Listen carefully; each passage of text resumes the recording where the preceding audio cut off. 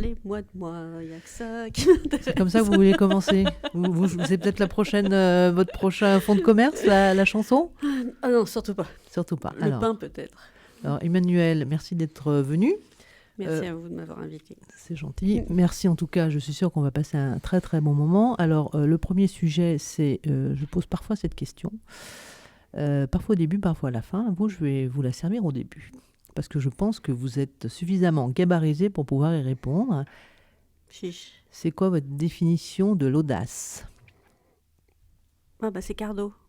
Oui, alors là, vous démarrez fort marquette. Ah bah oui, alors là, je suis très marketeuse, mais pour moi, c'est vraiment ça. C'est s'attaquer à des monstres en étant une fourmi. Alors, des monstres, mais ils ne sont pas si nombreux que ça, ces Non, monstres, quand vous démarrez l'histoire. Racontez-nous. Moi, je dis qu'il y a 3 gros monstres et plein de petits bébés monstres autour. Les 3 monstres, c'est Arena, Speedo et Decathlon. D'accord. Et des marques que je n'affectionne pas plus que ça, parce que je trouve que Enfin, je trouve que c'est très pratique. Voilà. Mais ces monstres ne vous font pas peur, puisque vous vous lancez dans l'aventure, et je crois que c'est en 2012. 2012, oui. Non, ça me fait pas peur du tout. Je suis totalement inconsciente. Donc ce sont des monstres pas si monstrueux. Non, ce sont des monstres contournables. Voilà, donc en tout cas, c'est votre opinion au démarrage de cette histoire, donc en 2012. Alors, vous m'avez donné une définition de l'audace. Est-ce que vous êtes une audacieuse, et si oui, depuis quand? Depuis que je marche, depuis que je sais parler. Déjà, la première audace, c'était de regarder mon père et de lui tenir tête. Et ça, c'était facile quand on a un père d'origine corse? Non, parce qu'il avait des yeux gris et que quand il rentrait dans la pièce, la température baissait de 20 degrés. À ce point-là. Une terreur. Mais vous étiez terrorisée, vous, par votre papa? Non, mais ma sœur et mon frère, oui. D'accord. Et moi, j'étais la petite dernière. Et moi, j'avais ce truc d'avoir les mains sur les hanches et de lui dire et de lui demander et de dire tout ce que j'avais sur le cœur. Et c'est ce qui m'a aidée, je pense. C'est lui qui a forgé. C'est vraiment lui qui a forgé mon caractère. Alors, ce papa corse, il était sensible à quoi dans votre caractère? Mon culot. Votre audace? Oui, déjà l'audace. En 1904, ça fait vraiment vieil truc. Bon, assumons, Emmanuelle. Je suis partie en 84 faire une année d'études à Pékin parce que j'avais fait les langues orientales et je voulais donc finir mon cursus par une année à l'Institut des langues de Pékin. Et j'avais bien sûr un billet aller, un billet retour. Et c'était tellement violent de vivre dans ce monde qui était vraiment totalement... C'était le Moyen-Âge encore, hein, la Chine. Le monde était vraiment en noir et blanc. Il y avait des nuées de personnes dans Pékin qui étaient en costume Mao avec les cheveux noirs. J'avais l'impression d'être dans un film en noir et blanc. Et j'ai déchiré mon billet retour. Pourquoi? Parce que je ne pouvais pas imaginer vivre comme ça, au Moyen-Âge, dans une cellule à l'université. J'étais vraiment dans une cellule. Notre lit était fiché dans le béton. On avait une bassine émaillée pour se laver. On allait ensemble aux toilettes parce que les toilettes étaient communes. Il y avait des rats. On mangeait des trucs, je ne sais même pas ce que j'ai mangé. Enfin, quand je suis revenue, je faisais 40 kilos. Ce que je veux dire, c'est que je ne pouvais pas imaginer reprendre mon billet d'avion et remonter dans l'avion à Pékin et arriver à Paris, comme ça, en quelques heures. Ça aurait été trop violent. Et j'avais envie de quitter ce pays que je haïssais et que j'adorais. Donc j'ai déchiré mon billet d'avion et j'ai dit, je vais rentrer en train. Ça va me laisser le temps de réfléchir, de décanter un peu. Alors vous êtes resté combien d'années?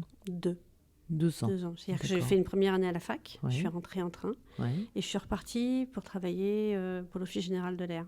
D'accord. Voilà.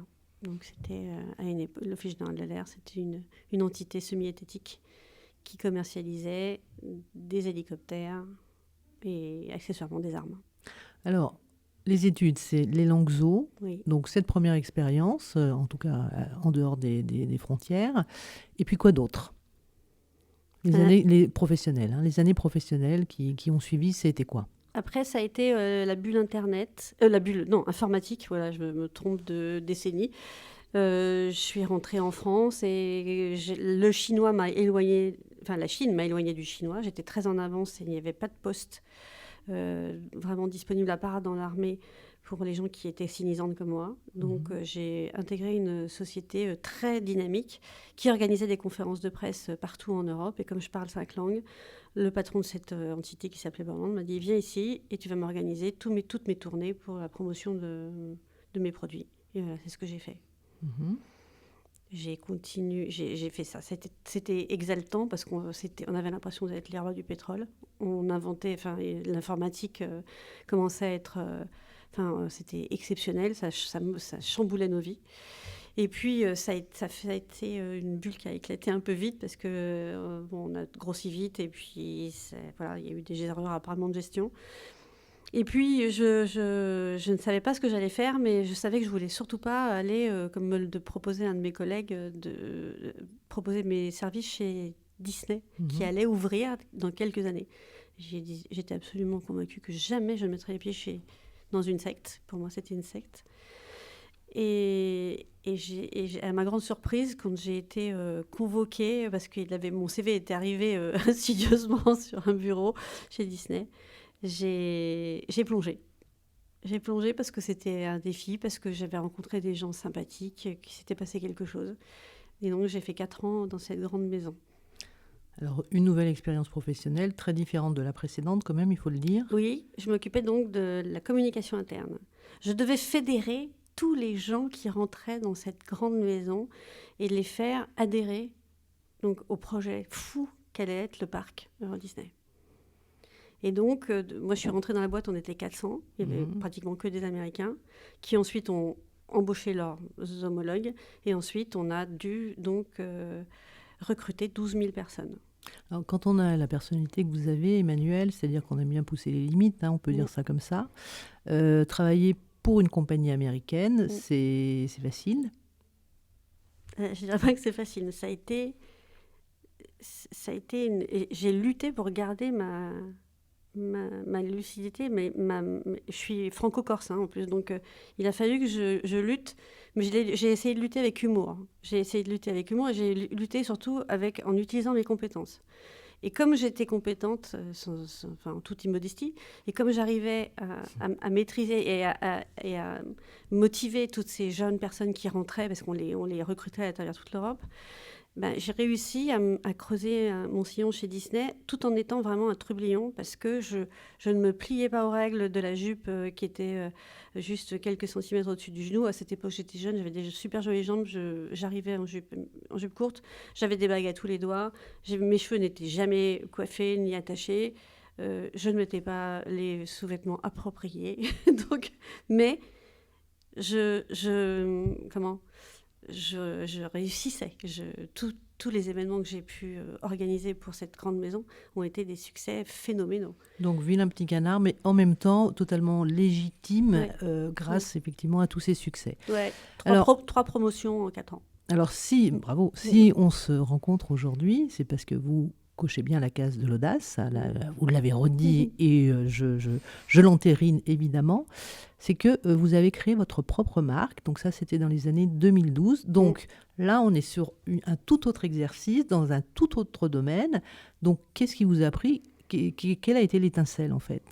Alors l'étincelle, elle remonte à loin, c'est ma passion pour l'eau, ma passion pour... je suis corse, donc j'ai toujours baigné dans les eaux limpides. Et quand je revenais à Paris, bien sûr, parce que moi j'étais parisienne, j'allais à la piscine. Et je me disais, à chaque fois que j'allais dans la piscine, je mettais un bonnet de bain parce que j'ai les cheveux très longs et que je suis très à cheval sur l'hygiène.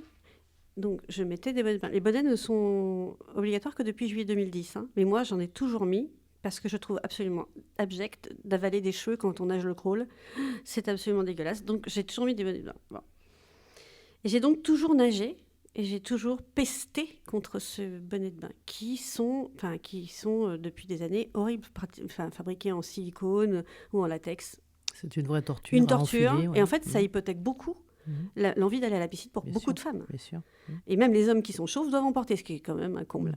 Et donc, à chaque fois, je me disais, quand je nageais, depuis des années et des années et des années, je me disais, un jour, je suis sûre que Jean-Paul Gaultier, Marc Jacobs, un mec comme ça, il veut se dire, tiens, viens là, toi, le mal-aimé, je vais te rendre super jolie, je vais te pimper, tout ça. Et plus je nageais, et moins rien ne venait. Et donc, je me disais, j'écoutais toujours un peu les histoires des gens qui créaient des trucs parce que ça leur manquait. Et je me dis, et un jour, je me suis dit, un jour pas fait comme un autre, en fait, je me suis dit, mais pourquoi moi je ferais pas ça? Pourquoi moi, évidemment, j'y connais rien, mais pourquoi? Moi, j'ai une idée. Donc voilà. Et j'ai eu cette idée un jour en 2006. J'étais en avance à mon cours, à la piscine. Je faisais des cours d'aquagym. Et je regardais une dame nager. Elle avait le bonnet en plastique, les lunettes. Et je la regardais, je dis, mais comme t'es moche. C'est horrible, c'est vachement méchant ce que je dis. Oui, je disais, mais t'es moche, quoi. T'es moche. Je dis, mais comment c'est possible? Et je commençais, à cette époque-là, on commençait à avoir les belles tenues pour le sport, parce qu'on est quand même passé d'un monde très, très monochrome à un monde fabuleux de texture, de textile, de lifestyle. Et je me disais, tous les sports, on devient jolie. Moi, ma fille faisait de l'équitation, je la regardais, je dis, mon Dieu, comme elle est jolie avec son pantalon. Voilà. Mes potes qui font du yoga, elles sont divinement lookées. Faites du golf. Moi, j'ai joué 10 ans au golf, j'avais le pantalon assorti avec la petite chemise. Et quand vous devez vous mettre à poil, l'horreur. On ne vous sort que des horreurs. Alors, je ne parle pas des marques de maillots de bain légères. Les marques de maillots de bain, il y a des maillots de bain, des pièces magnifiques. Mais pour aller faire du sport, on est obligé de se transformer en tortue ninja. Au secours. Je ne peux pas renoncer à mon look au moment où j'ai le plus besoin d'être à mon avantage. Alors, à 20 ans, je m'en foutais. J'avais un corps d'une femme de 20 ans. Et plus le temps passe, et plus ça s'aggravait. Et à chaque fois, je me disais, c'est pas possible, c'est sûr, maintenant, il y a ce bonnet, mais il faut faire les maillots. Alors, peut-être que j'ai un peu tout mélangé. Non, c'est très bien, c'est logique. Au début, j'ai fait les bonnets, et ensuite, j'ai fait les maillots. Alors, le bonnet. Revenons sur le bonnet. Le bonnet. 2012. 2012, vous créez votre... Comment il est reçu? Et comment vous le commercialisez? Comment vous faites connaître? Alors, je me fais connaître... Déjà, alors, je ne sais pas très bien comment le Bon Marché a entendu parler de mes bonnets, mais je revenais d'un shooting à Las Vegas où j'étais allée faire mon premier shooting pour faire la promotion de ces bonnets. Je n'allais pas faire des photos sur ma tête, donc j'ai trouvé une troupe de nageuses synchro à Las Vegas. Et donc, je suis partie avec mon compère et complice de chez Harcourt, Pierre-Anthony Allard. On est parti faire des photos de ces jeunes femmes magnifiques à Las Vegas. Et c'est à ces occasions-là que on a dit on va faire un shooting et on va faire aussi une vidéo. Donc j'ai dessiné un maillot pour que ça matche avec mes bonnets. Et en rentrant, le Bon Marché m'a appelé en disant il paraît que vous avez des jolis bonnets de bain, venez nous voir. Et moi je dis ouais, je vous rappellerai. Et le soir, j'ai un dîner avec des copains, je leur raconte ça. Et je les vois tous se regarder, mais vraiment atterrés, en disant tu es la seule folle au monde qui dit au Bon Marché je vous rappellerai. Il y a des gens qui attendent une vie et qui ne rentrent jamais au Bon Marché. Et toi, tu leur dis, je vous rappelle. Et là, je me suis rendu compte que j'avais fait une petite boulette. Quand même. Donc, le lendemain, j'ai rappelé, je dis, je peux venir. J'ai consulté mon planning, c'est bon. C'est bon. Et donc, elles ont plongé, elles ont acheté des bonnets de bain. À la fin de la saison, je les appelle, je dis alors, elle me dit, on a vendu 80%. Et moi, je m'excuse. En disant, je suis désolée. Elle me dit, vous êtes désolée de quoi? Pour vous dire à quel point j'étais une bleue dans ce monde de la mode. Un taux d'invendu de 20%, je pense qu'effectivement, ils peuvent être contents. Et voilà. Ouais. Et donc, ensuite, en discutant, quand je leur ai dit que j'allais faire les maillots, elle dit, mais venez nous les présenter quand ils seront faits. Parce que les clientes, quand elles ont acheté ces bonnets de bain au Bon Marché, elles n'ont pas arrêté de me demander les maillots. Le maillot qui va avec, le maillot qui va avec. Et c'est vrai que c'est pratiquement les clientes qui m'ont glissé de faire le maillot qui va avec. Donc ça, c'était le démarrage. 2012, 2014, le premier maillot, on est d'accord. Oui. Ensuite, vous avez développé différents modèles. Vous nous parlez un petit peu de votre marque de fabrique? Chaque modèle de maillot a une histoire. D'accord. C'est-à-dire que le premier maillot que j'ai fait pour Las Vegas pour les filles, c'est un maillot très glamour, où je voyais, donc on avait fait une vidéo avec ces nageuses formidables, donc on les voit nager, on les voit faire des très jolies figures, il fallait qu'elles soient jolies, sexy, à l'image de Esther Williams. Voilà. Pour moi, j'ai adoré les films quand j'étais petite, je regardais ça avec des étoiles dans les yeux. Bon. Mais là, moi, je m'adressais aux nanas qui, comme moi, allaient s'entraîner, nager ou faire de l'aquagym. Donc, je me suis dit, je vais faire le maillot de mes rêves. Donc, j'ai dessiné mes maillots en fonction de ce que je voulais porter. Voilà. Moi, ma devise, c'est j'ai dessiné des maillots que je veux porter et des maillots que je peux m'offrir. Voilà. Et donc, le premier maillot, alors j'en ai fait une vidéo sur mon site, c'est celui avec le zip dans le dos, celui que toutes les femmes veulent. Elles me font d'ailleurs le geste. elles arrivent toutes en me faisant le petit geste comme ça, si elles veulent tirer sur la tirette. Comme en fait, je vous raconte en 2 mots l'histoire. Bien sûr. J'ai traversé les États-Unis à la Thelma et Louise avec ma meilleure amie. Et arrivé sur la plage de San Diego, on s'est planté là et on a maté les surfeurs comme des folles. Regardez ces hommes qui étaient bronzés, les cheveux décolorés, qui tournoyaient sur des vagues. Et moi, j'étais là, je dis, ouais, je suis dans un film, quoi. Je suis dans un film. Et donc, les types sortent de l'eau et négligemment, ils tirent sur la tirette et ils enlèvent la combi comme ça, ils la laissent un peu reposer sur les trucs. Tellement hot. Et je me dis, mais c'est tellement beau ça. Et quand j'ai voulu faire ce maillot, j'avais toujours ça dans la tête. Et j'ai donc dessiné ce premier maillot avec ce zip. En le dessinant, je disais à mon compagnon, regarde. Il me dit, mais viens à table. Je dis, regarde-moi bien, je suis en train de dessiner un best-seller. Il était là, oui, t'es gentil, allez, viens à table. Et il s'avère... Et ça a été un best-seller. C'est un best-seller. Et ça l'est toujours. Tout le monde le veut. D'accord. Vous nous le Dive. décrivez un petit peu ? Oui, alors il est taillé dans un... Alors, il est taillé dans un tissu qui est complexe. C'est-à-dire ce qu'on appelle complexe, c'est au lieu de doubler votre vêtement est doublé, j'ai demandé à contre-coller les 2 tissus. Comme ça le bloque. Ça bloque les tissus. Alors, je ne vais pas vous faire un cours de tissu. Ça veut dire quoi, ça bloque ? C'est-à-dire que du coup, quand vous avez un tissu qui est doublé, on peut tirer sur la dédoubler. doublure. Voilà. Et là, quand c'est collé, ça fait comme un effet combi. C'est ça que je voulais. C'était cet effet combi. Parce qu'en plus de tenir chaud, parce qu'on est souvent très frileuses, nous, les femmes, et que ce maillot est destiné à aller faire soit du bodyboard, du surf, du ski nautique, ou un cours d'aquagym, mais on a toujours un peu froid à un moment. Voilà, donc non seulement ça tient chaud, mais en plus, ça gomme. Ça gomme, c'est quand vous l'enfilez... Silhouette de rêve. Une silhouette de rêve. C'est magique. Oui, mes maillots sont des maillots de beauté. Je veux que les femmes, et d'ailleurs c'est ça qui m'émeut, et pourquoi je continue, parce qu'elles m'ont donné... En fait, moi, je suis partie d'un truc que j'avais envie de faire. Et les femmes m'ont donné toutes les réponses que j'allais me poser. Vous avez su les écouter, on peut aussi dire ça comme mais ça. C'est génial. Moi, j'adore. Mes clientes, je les adore. Parce qu'elles m'ont donné... D'abord, elles me donnent la niaque de continuer. Elles me supplient de continuer. Et puis, elles me récompensent, quoi. C'est-à-dire que quand j'avais un showroom, et quand je les vois sortir de la cabine et mettre les poings sur les hanches en me disant... Vous voyez, je fais du 48. Jamais j'ai eu un beau maillot.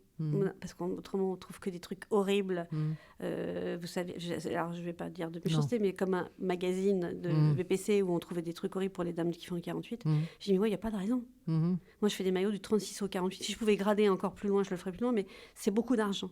Pour l'instant, je n'ai pas les moyens. Bien sûr. Mais quand une femme qui fait du 48 sort dans un maillot rouge et qu'elle dit, mais je me sens belle, ben moi, excusez-moi, je pleure. Bah oui. Et moi, pour moi, j'ai réussi. Bien sûr. Alors, parfois, j'ai l'impression d'être une illuminée, mais je comprends comment peut réagir un créateur, les types qui rendent... évidemment, je ne me compare pas à Christian Dior ou à Monsieur Givenchy, mais ça doit être... C'est ça. J'ai l'impression de toucher à ce registre-là. Que les femmes... J'ai des femmes qui arrivent un peu timides en me disant, mais moi, vous savez, rien ne me va. Parce que moi, j'ai ça, j'ai des seins comme ci, j'ai de la cellulite, j'ai ceci, j'ai cela. Mais putain, on a toutes quelque chose. Et quand elles sortent et qu'elles m'embrassent et qu'elles me disent, oh, merci, je vais... Donc là, vous êtes contente. Non, mais là aussi, Emmanuelle, vous êtes aussi avant-gardiste parce que on a eu une petite conversation avant de démarrer cet enregistrement. Vous m'avez relaté plusieurs moments de votre vie où effectivement, et par exemple en Chine, puisque ça on l'a évoqué ensemble, vous étiez un petit peu là trop tôt. Là, sur un temps plein, en fait. Ce que vous me racontez, vous êtes bien dans l'air du temps puisqu'on voit bien certaines marques de sous-vêtements mettre c'est bien, on peut couper, mettre en exergue ou en avant des femmes plutôt pulpeuses qu'on n'aurait jamais vues avant. Alors, bon, j'imagine bien qu'il y a quelques petites retouches, mais quand même, je veux dire, ça veut dire qu'on invite aujourd'hui les femmes à vivre davantage leur corps tel qu'il est, c'est-à-dire des corps de femmes avec, je dirais, tout ce qu'on n'a pas appris à accepter de nos corps. C'est-à-dire, ce qu'on nous interdit de montrer. Ben oui. Parce que, oui, la vergeture, le capiton, je veux dire, ça, c'est du grand classique. Et pourtant, est-ce que c'est laid pourtant ? Est-ce qu'on ne devrait pas, parfois, comme la plupart des hommes, prendre un petit peu de recul par rapport à ça ? Je veux dire, bon. Mais ça, c'est toute une éducation. Donc, vous en tenez un petit morceau, je dirais, lorsque vous voyez ces femmes sortir. Moi, ce que je voudrais savoir, c'est quel type de femme vous touchez? Qui vient chez vous ou qui vient acheter vos maillots de bain? Quel est leur prix? Comment vous vous positionnez par rapport au marché, justement, et par rapport à ce prix? Alors, qui vient chez moi? J'ai une clientèle c'est plutôt des dames qui ont un certain âge, et ce sont des dames qui sont des CSP+, en général. J'avoue, j'adorerais avoir des femmes même plus jeunes. Enfin, j'ai des femmes même jusqu'à 90 ans qui achètent des maillots. Mais des femmes plus jeunes, non. Pour l'instant, j'arrive pas à choper ce marché, même si on tend vers ce marché, parce qu'il y a des... je veux dire, c'est de plus en plus, mais jusqu'à présent, c'était vraiment... Je veux dire, la femme au-dessus de 40 ans. C'est le prix qu'il est... Je pense. Vous pensez? Je pense. Parce qu'effectivement, quand on a une offre pléthorique de maillots à 3 €, enfin, oui. voilà. Ouais. Mais aujourd'hui, c'est comme ce que je vous disais pour le yoga, le pilate. Elles ont compris qu'il faut avoir le bon vêtement pour approprier au sport. Donc aujourd'hui, si vous achetez un maillot qui n'est pas du tout destiné au sport, si vous faites de l'aquaboxing, vos seins dansent, le maillot rentre dans les fesses, c'est pas possible. Donc en fait, moi, il y a un truc que je fais avec mes maillots, c'est que je suis exactement comme Renault ou Peugeot peut le faire, c'est-à-dire que je fais des maillots de bain. Au premier proto, je vais moi dans l'eau, je le teste et je suis la plus grande emmerdeuse du monde pour les détails. Et ensuite, je le fais porter à des nageuses qui ont fait les Jeux Olympiques et qui éreintent mes maillots. Et voilà, donc en fait, il y a quelque chose, ces maillots au porté sont parfaits. Et c'est pour ça que mes clientes, le bouche à oreille fait beaucoup, mes clientes disent, mais il y a une différence quand on porte vos maillots, dites-nous ce que c'est. Je dis, mais rien de plus que de trucs. Je ne me fous pas de vous. Donc, c'est comme si Renault mettait une voiture sur la route sans l'avoir testée. Donc, mes maillots, ils sont testés. Déjà, ça fait une énorme différence. Énorme. Alors, bon, je me suis peut-être un peu perdue. Non, on est bien, on est tous dans les bonnes eaux, il n'y a pas de problème. Manuel, moi, je suis passionnée par votre parcours. Dites-moi où vous en êtes aujourd'hui et quel est votre rêve le plus fou? Mon rêve le plus fou, alors, je vais le dire, on est entre nous, mais j'espère que ça ira jusqu'à lui, c'est rencontrer Marc Simoncini. Voilà. Parce que je pense que lui il pourrait peut-être me donner le coup de pouce ou en tout cas le conseil pour avoir parce que je cherche en fait des investisseurs. Je voudrais accélérer le mouvement parce que je pense que j'ai créé un sillon et que aujourd'hui depuis 2012 les gens ont eu le temps de regarder ce que je fais et de se rendre compte que j'ai créé quelque chose qui tout à coup devient un raz-de-marée parce que on s'adresse à un public de millions, de centaines de millions de pratiquants. Tout sport aquatique confondu, de la nage et le sport aquatique, et qu'il n'y avait pas grand-chose en offre en face. Dites-nous, vous inscrivez dans quelle gamme de prix? Alors, le prix de ce best-seller qui s'appelle le Cardinal, c'est 199 €. D'accord, donc il faut compter 200 €. 200 on va oublier le 1 €, le 99 magique, là. 200 €, d'accord. Oui. Ça dure c'est quoi la durée de vie d'un maillot comme les vôtres? Alors, mes clientes me disent, mais vous n'allez jamais gagner votre vie parce qu'ils sont tellement quali. Indestructibles? Alors, je n'irai pas jusqu'à indestructible, mais c'est vraiment quelque chose... Alors, ma fille avec laquelle je travaille me pousse à dire, maman, on devrait les assurer 3 ans. Parce qu'effectivement, au bout de 3 ans, ils sont encore très, très corrects, même super beaux, même pour une pratique intensive. Donc, en fait, je suis tellement intransigeante, j'achète les meilleurs tissus. C'est-à-dire que je mets énormément d'argent, c'est ce que je dis aussi à mes clientes. C'est-à-dire que pour les maillots de bain, vous pouvez acheter des tissus à 2 € le mètre. Ah oui.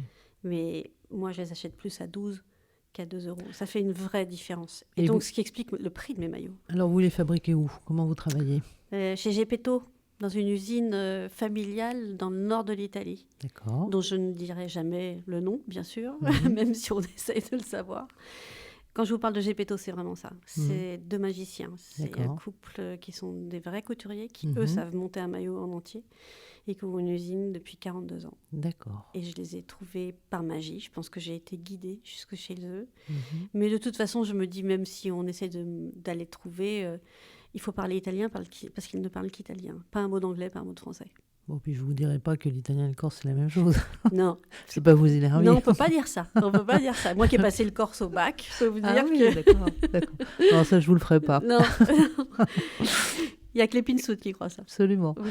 Donc on revient sur nos maillots, parce que Ouais. là on est un petit peu parti sur cette belle île de beauté. On revient à nos maillots. Donc vous avez des très jolis maillots, il y a une vraie conviction, il y a une vraie passion derrière. Vous les testez, vous pouvez garantir la qualité. On est quand même dans un univers qui est très proche de celui des gens et des jeunes d'aujourd'hui. C'est-à-dire qu'on recherche de la traçabilité, on recherche, on est anti-gaspi, anti-conso à tout va. Donc la fast fashion notamment, on essaie, en tout cas c'est le discours qu'on entend. Hein, C'est le discours. voilà. C'est vraiment le discours. C'est le discours, voilà. Ouais, c'est le discours. Moi, je suis atterrée. Enfin, bon, moi, depuis 8 ans, enfin, j'en viens à ma fille qui me dit « Maman, dans ton armoire, il y a des vêtements des années 80 ». Je dis « Oui, parce que j'ai toujours bien acheté ». Bah Donc, oui. parfois, je ressors des vestes. Les gens me disent « Tu l'as eu où ? Tu l'as eu où ?» Je dis « Mais vieille, il faut que tu remontes dans le temps parce qu'elle est très vieille ». Et ça, je suis contente parce que j'ai inculqué ça à mes enfants. Mais parce que vous achetiez des beaux produits et donc qui avaient une durée de vie. Et moi, pour moi, c'est ça ma conviction. Et quand je vois aujourd'hui avec le Covid, tout ce qui se passe et la mode qui se refait une virginité, je les regarde, je dis mais les mecs, vous croyez vraiment à ce que vous dites ? Alors, je suis pas du tout prétentieuse de dire ça, mais moi, dès le début, j'ai dit je veux pas surproduire. Et bon, j'ai la chance d'avoir cette usine qui ne m'impose pas de quantité insurmontable. Parce que c'est ça le problème aussi. Oui, bien sûr. C'est qu'en fait, c'est pas non plus la volonté des créateurs de faire des montagnes de produits, mais les fabricants nous l'imposent. Là, dans cette usine, non, ils ne m'imposent pas. Donc, en fait, je ne surproduis pas. Et j'ai dit, moi, je ne veux surtout pas surproduire. Moi, je veux, au fur et à mesure que mes stocks baissent, je reproduis. D'accord. Et je reproduis ce que je veux, quand je veux. Je n'ai pas de collection. Je n'ai pas assez d'imagination pour sortir des maillots tous les 3 mois. C'est impossible. Donc, en fait, je choisis de très bons tissus. J'ai un fabricant qui essaye au maximum de faire le moins de gaspillage possible. Parce que moi, je ne suis pas ni speedo ni arena. Donc, un sou est un sou. Et puis, j'utilise des produits qui sont au Cutex. Je suis exigeante sur ça. Donc, ça résiste au chlore, au sel. Pratiquement, beaucoup sont anti-UV. Je fais très attention. Donc, en fait, ce sont des produits de qualité qui vont durer. Donc, c'est moi, voilà, mon écho à l'éco-responsabilité, c'est ça, la qualité. Alors, votre discours est bien en phase avec la réalité, donc ça, c'est déjà un très bon point. On a parlé de M. Simoncini, on ne sait jamais. Non, M. Simoncini, je vous en supplie quand même. Peut-être qu'il écoutera, ou peut-être quelqu'un dans son entourage vous poussera à écouter. Marc, il y a quelqu'un qui parle de toi. Comment on peut vous aider encore ? Qu'est-ce qu'on peut faire passer comme message ? Parce qu'on est écoutés, nous, les audacieuses, et de plus en plus. Alors, mesdames, retournez nager. D'abord, c'est souverain pour le corps. C'est souverain pour aller se laver vraiment la tête de tout ce qu'on a. Moi, je vois mes clientes qui sont souvent des chefs d'entreprise et qui vont vraiment se défouler dans l'eau parce que c'est formidable. Oui, nager, retourner nager. Moi, j'ai fait des maillots de beauté. Donc, avec 60 cm, je cache. Je rends les femmes belles. Ça, c'est une belle promesse. Oui, c'est plus qu'une promesse. Qui travaille avec vous ? Vous avez une petite équipe ? Vous avez des commerciaux ? Comment ça se passe ? Comment on vous connaît ? Alors, c'est très drôle, parce que je travaille avec ma fille. J'esclavagise ma fille depuis des années, mais elle adore ça. Donc, elle a fini ses études en juin dernier, mais pendant toutes ses études, elle a travaillé avec moi. C'est elle qui... C'est-à-dire que moi, je dessine, je fais le commercial, et elle communique. C'est elle, si vous regardez mes réseaux sociaux, c'est elle qui fait ça. Avec beaucoup de talent, elle est DA, elle fait nos lookbooks, elle s'occupe du site, c'est une vraie geek. Puis c'est une vraie perle, parce que d'abord, ce que j'ai vu est très beau, d'une part, et qu'on en a juste très, très, très, très besoin. Aujourd'hui, tout passe par les réseaux sociaux, enfin beaucoup en tout cas. Donc il faut y être, c'est sûr. Oui, et c'est pas moi, parce que moi, c'est pas du tout mon truc. J'avoue que je me fais disputer par ma fille tous les jours qui me dit « Maman, je te l'ai déjà dit, comment il faut faire ?» Alors, oui, mais c'est vrai qu'on a du mal à retenir. Bienvenue au club, je connais bien ça. Même si on nous le répète, c'est un peu moins intuitif pour nous, effectivement, pour les générations plus jeunes. J'avais une question et je l'ai perdue, mais ça va revenir. Ce dont j'ai besoin. Je l'ai raté. Ça va revenir. Bon, ça c'est cool. Hein. Je veux dire que... la suite, ça on va l'évoquer. Comment on peut vous aider alors, comment on peut vous aider concrètement ? Où on vous trouve ? Alors, sur mon site. Alors, dites-nous tout. Sur mon site. Et puis, je me suis rendu compte que j'avais plein de clientes qui me disaient « Emmanuelle, je peux vous donner plusieurs chèques, comme ça mon mari ne voit pas. » Et là, je me dis, c'est pas possible. Donc, en fait, on a instauré le 3 fois. D'accord. De payer 3 fois sans frais. Donc, ça, c'est génial. Comme ça, les dames, ça passe beaucoup plus facilement. Le maillot pour les hommes, tiens. Mais j'ai un maillot pour homme. Ah, vous l'avez quand Oui, même. il y a un petit maillot pour homme. J'en ai d'autres dans mes cartons, mais ça, c'est pareil, c'est des développements, c'est beaucoup de sous. Oui, Et puis voilà. bien sûr. Comment on peut m'aider? En achetant mes maillots, hein, bien sûr, en achetant et en faisant de bouche à oreille. Donc, Voilà. on va sur votre site. cardoparis.com. Voilà, Cardo, C-A-R-D-O. Oui, ce Hein? qui veut dire... Alors, on va faire un peu d'étymologie, nous qui sommes corses toutes les deux, nous sommes franco-corses. Cardosi, c'est mon nom de famille, ça veut dire chardon en Corse. Ça pique un peu, hein? Ça pique un peu, mais bon, c'est joli quand même. Bien sûr. Et donc, depuis toujours, mes potes m'appellent Cardo. Même mon fils, parce que je parle de ma fille, mais mon fils Mathéo m'appelle Cardo. Et quand j'ai cherché le nom de ma boîte, je me suis dit, j'ai cherché Swimbell, enfin je sais plus, un tas de trucs. Et puis à un moment, ça s'est imposé. Je dis, ben non, Cardo, bien sûr. Donc cardoparly.com. Autrement, si vous fréquentez le spa du Ritz et le club de sport du Ritz, nous sommes vendus là. Nous sommes vendus au Lutetia, au Bristol, au Cure Marine de Trouville. C'est un carton. Ils ont mis très longtemps à me recevoir. Et puis aujourd'hui, ils adorent mes produits et ils les vendent très bien. Voilà ce que je développe, mais en fait, je suis devenue un peu la spécialiste des spas, des hôtels de luxe. D'accord, Voilà. Ça c'est un bon filon. C'est un très bon filon. Et puis, bien sûr, j'ai dans mes petites, dans ma musette, des collabs très jolis qui vont sortir. Ah bah écoutez, c'est tout le mal qu'on peut vous souhaiter. Merci. Est-ce que vous voulez ajouter quelque chose à cette belle aventure où on a tout dit? Non, non, je crois que j'aurais jamais tout dit. Je pense que je voudrais qu'un jour les gens disent ne disent plus à ton bonnet mais disent à ton cardo. Voilà, ça pour moi ce serait top, génial. Le modèle existe pour les enfants? Ah non. Et pourquoi non? Et soyons clairs. Vous avez des enfants? Oui. Est-ce qu'ils ont déjà oublié leur bonnet de bain, leur maillot de bain à la piscine? Enfin moi j'avoue que mes produits sont trop chers pour faire ça pour des enfants. Ou alors, il faut que ma maman soit avec eux, parce que s'ils oublient le bonnet de bain, à 39 € le bonnet de bain, non. Ça fait un peu on mal. est un peu énervé. Et puis, c'est très compliqué. Ouais. Ça veut dire un autre moule, ça veut dire plein d'autres choses. Voilà.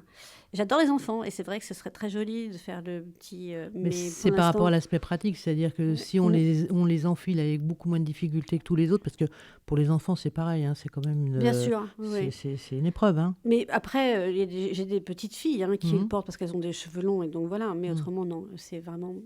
c'est avant 12 ans, non. D'accord. Et même les maillots, je ne veux pas m'attaquer à l'enfant. D'abord, c'est pas mon... Oui, je pourrais faire les miens en muni, quoi. Mais autrement, je n'ai pas particulièrement d'idées. Puis vous, tant que vous n'avez pas rencontré M. Simoncini, vous ne pouvez pas tout faire. Mais c'est ça. Mais que fait-il? Mais que fait-il? Donc, c'est un vrai appel solennel. On le dit comme ça. En tout cas, un grand merci, Emmanuelle. Merci beaucoup. Je suis très heureuse de cette rencontre. Et je vous souhaite bon vent. À bientôt, j'espère. Merci beaucoup. Au revoir. Au revoir. Bon,